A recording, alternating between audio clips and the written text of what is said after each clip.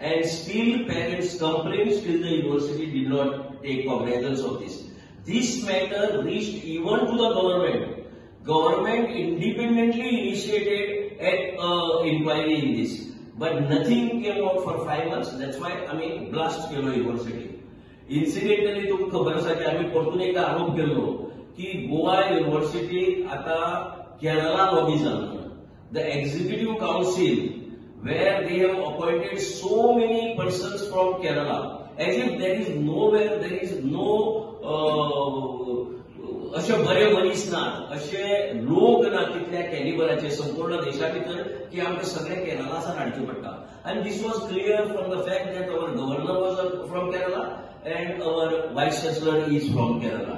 Incidentally, I think today the governor, नवो गव्हर्नराक हांगा depute केला, नोमिनेट केला. So I hope that those who are appointed from Kerala would go with the governor himself. Governor जसो गेला ताजी normally अशी कितें आसता की खंयच्याय गव्हर्नमेंट हातूंत भितर जर चीफ जर कोणी गेलो जाल्यार ताजे फाटल्यान आशिल्ले तेय बी वतात. तांणी बी वचचो एक असो संकेत आसा. दिस इज द नॉर्म, नॉर्मली अशें आसता.